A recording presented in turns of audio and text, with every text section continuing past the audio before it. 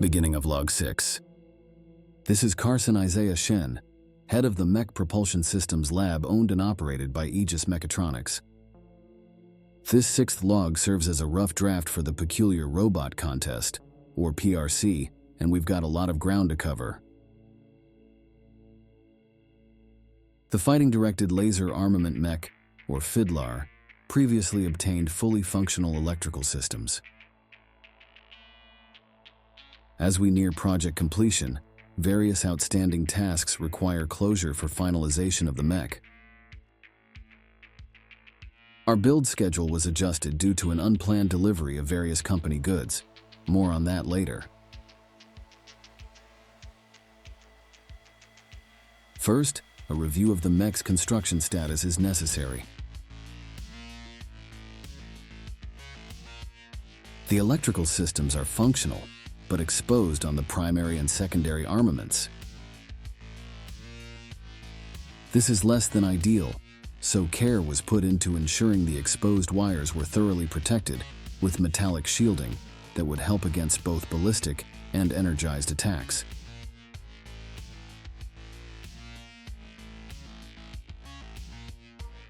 While pre-installation of metallic shielding for exposed wiring might be preferable in future projects, the current implementation method presented no difficulties. Wire wrapping at this magnitude, however, is labor-intensive and lacks scalability. Automation is highly recommended.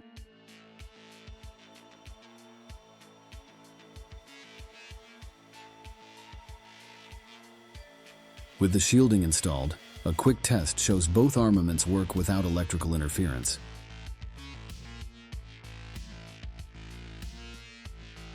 Before continuing to the lower assembly, wire barriers were installed on the upper arms.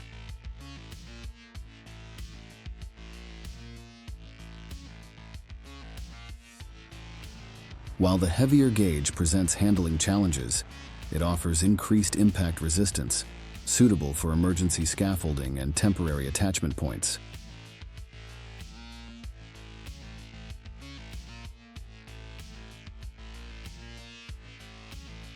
Both arms receive the same treatment, which will hopefully be useful when doing maintenance in the field. It's been a while since we last worked on the lower assembly, and it's time to stop procrastinating enhancements.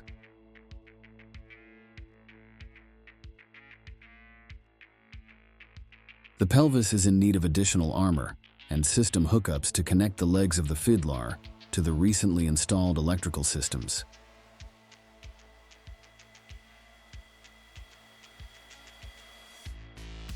Thick metal housing will ensure the more sensitive components are protected.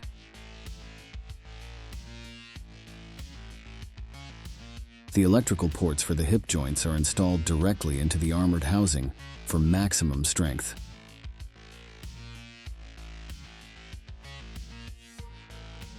Alignment guidelines and armored spacers facilitate positioning of the critical connection ports on the back of the pelvis.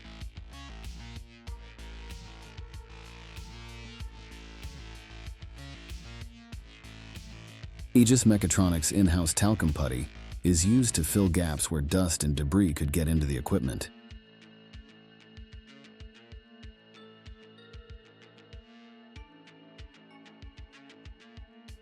Like the upper arms, an additional wire barrier is added to prevent collisions with the pelvis electronics.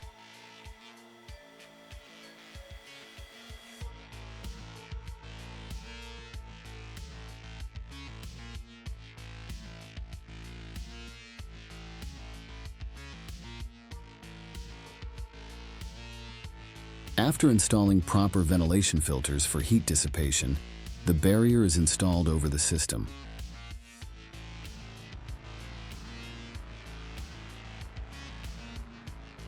More ventilation, safety valves, diagnostic connections, and so on are also installed per federal guidelines.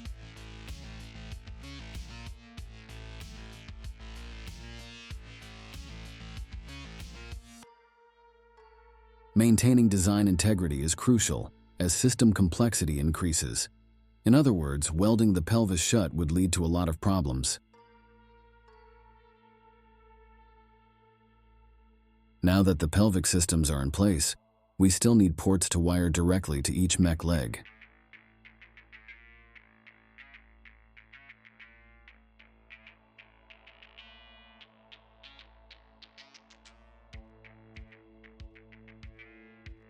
It's easy to rush requirements in the moment, so we need to slow down and make sure we are providing accessibility for fasteners as well as space for wiring.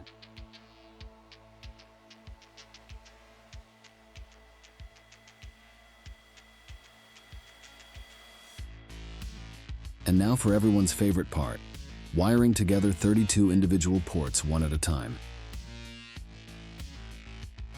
Thankfully, I'm not responsible for making every single precise bend. I just have to make sure everything goes smoothly and that the electrical engineers follow procedure.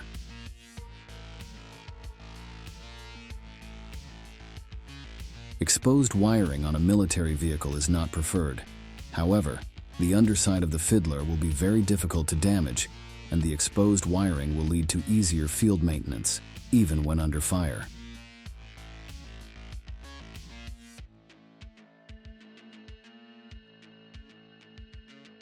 After establishing quality connections, a reasonable material length is determined for the remaining ports.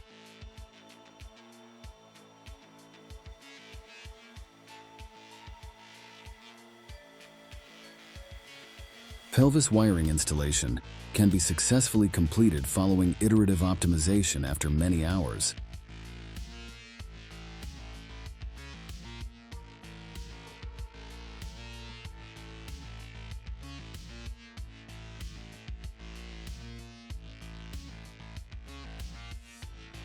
Hip joint fasteners remain accessible for future maintenance, as demonstrated in the footage.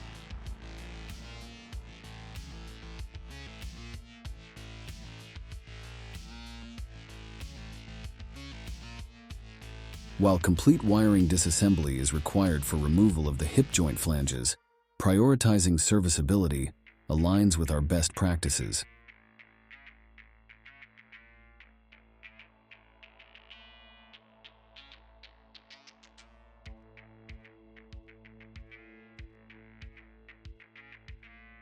A few minor details are added in order to complete the pelvis.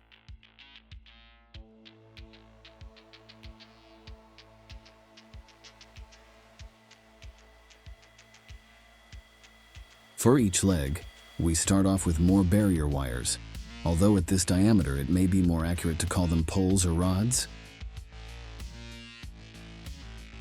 Although I hate to admit it, for full transparency, the team responsible for bending these barriers did a terrible job.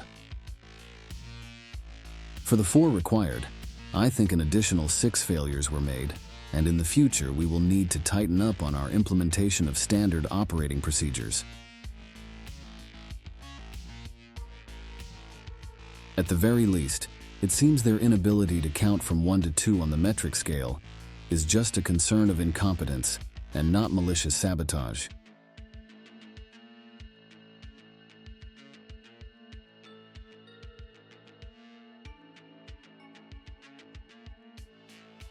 After welding the protective barriers into each leg and foot, 4 more ports for electricals were connected to the underside of the hip joints.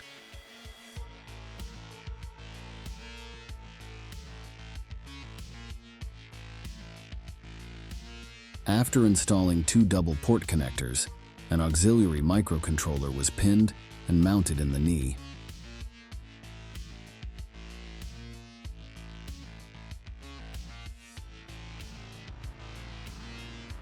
The energy distribution network from the nanotronic fusion power core is routed from the upper shell to the hip joints.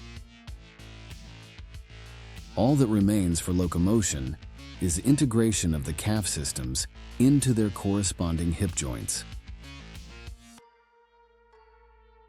Redundant cabling systems are mirrored across opposing armor-clad sections. This redundancy design mitigates the risk of complete system failure during critical operations. Due to the replicated leg design, quadrupling operational procedures resulted in the lower leg pistons and servos requiring 16 additional electrical connections.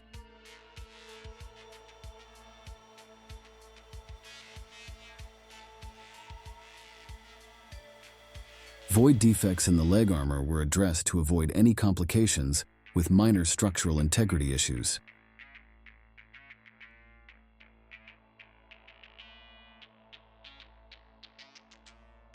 Rudimentary cable management solutions were implemented via standardized conduit restraints to ensure wire bundle integrity during dynamic testing. A storage unit containing materials, armaments, tools, furniture, literature, and much more was found in an Aegis Mechatronics warehouse and was delivered to the propulsion systems lab. The free shipment was more than welcome, but greatly impacted our progress on the Fidlar unit. After weeks of tabulating inventory and rearranging the lab, we were finally able to continue where we left off, but with much less time to spare. The rest of the Fidlar additions can be seen in the accompanying footage and are miscellaneous open tasks that needed to be completed. During this work cycle, an unforeseen event occurred that may be relevant to ongoing investigations into recent espionage activities. An unidentified individual gained entry to the primary access point using an access token suspected of possessing elevated privileges. However, their actions were limited to presenting a federal identification card and inquiring the nearest security officer of my whereabouts. They briefly mentioned our security breach described in my second log for the Fidlar and said that we no longer need to worry before placing on my desk what appeared to be an auditing form I've never seen before. After leaving, I felt relieved but unsure what had just transpired. The form says do not duplicate, so I cannot attach it to this audit, but will hold it in my possession until relevant authorities can be contacted. Following a period of intensive development and unprecedented events, the prototype has achieved full functional integration, and all subsystems are now online and prepared to undergo initial performance diagnostics.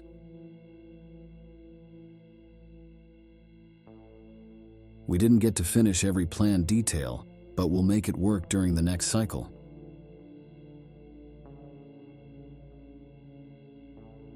We'll be open to addressing questions or concerns on behalf of Aegis Mechatronics.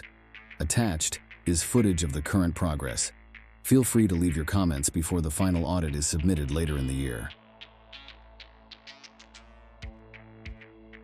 If all goes well, we'll be done during the next recording. No promises, though. Thanks to our benefactors, a new source of funding has been approved. Join the cause and gain recognition on the next build. This is the end of Log 6.